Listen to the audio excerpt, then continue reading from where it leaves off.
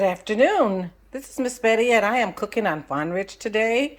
And today I am doing turnip and mustard greens with the turnip bottoms. So what I have already done is I've already stripped my greens. Make sure you strip them from the stem very nicely and wash them. I washed these greens like 3-4 times until my water was clear. So now these greens are ready to go in the pot. But first I must pre-cook my meat. Normally I would do this first, but today I am doing it backwards. And I'm trying to do a shorter video version of the turnip and mustard greens so that I'll make sure that you watch this video all the way through. Thank you. This is Miss Betty, and I am cooking on Fun Rich. So, in my stock pot, or this is my cast iron pot that I like to use for my greens, I have my ham hock, I have a turkey tail, and I have a small piece of jowl meat. Once my meat is done and is tender, then I will add my greens. I'll come back and I'll show you how I'm going to do that. And this is going to be a really nice pot of turnip greens. We're moving into the colder season, so we need some food that's going to stick to our bones. This is Miss Betty, and I am cooking on Fun Ridge. Good afternoon, everybody, and it's Miss Betty, and I am cooking on Fun Ridge today, and I am cooking what my mom used to call a mess of greens. That simply means that you don't really have a lot. You just got enough for, like maybe your meal today. So I've already pre-washed my greens. I have my meat cooked, and now I am going to add my greens. Now I do have an additional video on YouTube that will show you exactly how to clean your greens, how to strip them and get them ready. But today is just going to be a real quick lesson on greens because I wanted to do a shorter version because there were some people that wanted to do greens, but nobody has time really to watch a 30-minute video. So I'm going to do this one, and it is nice and easy. So today we have turnips and mustard greens, and they're already pre-washed, and I'm going to add them to my pot. I have a ham hock in that pot, I have turkey, and I have a small piece of jowl meat. I hope you can see me, and I hope you can hear me. Okay, so when your meat is already done and you add your greens, then it don't take very long. So I have enough to fill this pot. Now what I like to do when I cook my greens is that I like to season them halfway and then turn them over and flip them and let them finish. I don't have a lot of space today because I wanted my camera to be able to see what I was doing. So I'm going to show you from this side. I have some green seasonings. I found this at the dollar store, and it is absolutely fabulous. And I have been using it for more than 5 years, and it really seasons my greens good. So I usually just sprinkle a little bit in, just a little. Got my cabinet open because I just want to throw my stuff back in. I'm going to add a little seasoning salt, just a little bit, because I did add some seasoning when I cook my meat, so I want to make sure that I don't have too much. So I'm going to add a little black pepper. And for those of you that wonder about the measurements, just go ahead and use, depending on how many greens that you are cooking, you will be able to determine how much seasoning you have to put in. You have to get that feel with your hand because that's what soul food is. Okay? I'm going to add a little bit of crushed red pepper. Not a lot, but just enough to give them that little kick that they need.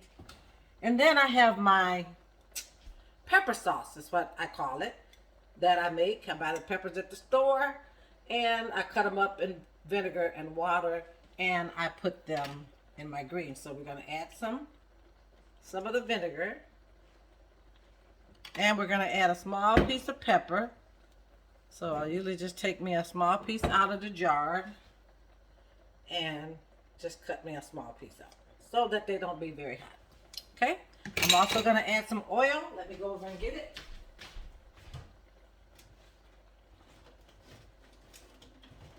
I'll be back.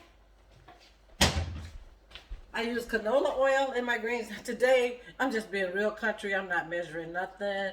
I got my big old bottle out, and I'm just going to add a little oil. Just a little bit of oil, okay? So, after that's all seasoned, they're all seasoned. I'm going to poke them down here. And then I'm going to add the rest. At this point, you want your greens or your pot to be at a full boil. And then you can always turn it down a little bit later, okay?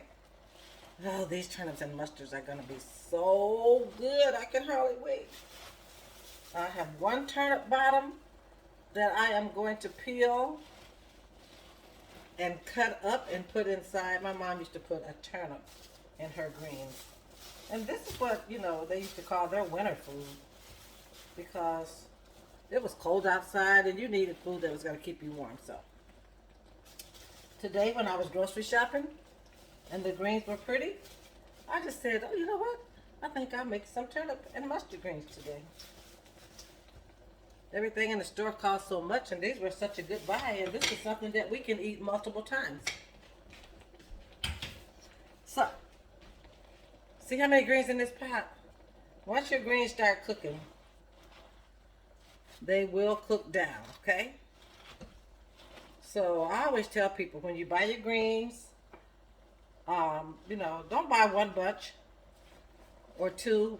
Buy like 4, because the greens will cook down. But so if you get like 4 bunches, then that should be enough to fill your pot, okay? All right, so my greens are cooking, and I will be back to show you what they look like, and I'll get ready to add my turnip bottom. Meanwhile, I'm gonna get ready to cook my cube steak, and I'll be right back. This is Miss Betty, and as always, I am cooking on Fawn Ridge. Okay, so now my greens are cooking. They're at a full boil, and it's really not going to take them very long because my meat is already done. And greens don't really take that long. But I have washed and sliced my turnips, so turnips are optional. But today I felt real country. So I picked me up some turnip bottoms to put in my greens, and they are going to be so good. So now that my greens have cooked down, my turnips are in the pot, I can simply put the lid back on them and just let it slow cook for about the next hour. Maybe 45 minutes. But my greens will be done. And this is Miss Betty, and I have been cooking turnip and mustard greens here on Fawn Ridge. I'll put the recipe in the comment sections. If you have any questions, you can ask me. But this will conclude our tutorial for today. Thank you. All right, I'm back, and my turnip greens are cooking nicely. I got my turnips in, and look at that. Oh, they are going to be so awesome. Turnip and mustard greens on Fawn Ridge today. Got my turkey, got my ham hock, and I have a little piece of my pork jowl. Now this, I'm going to tell you, this is not healthy greens. This is for the people that want to take their hands and put them in a bowl of greens and say, oh my God, this is so good. If you want them healthy, then you need to just saute them in a skillet and season them on the stove. But these are those good old country turnip and mustard greens, and we're going to eat them as such.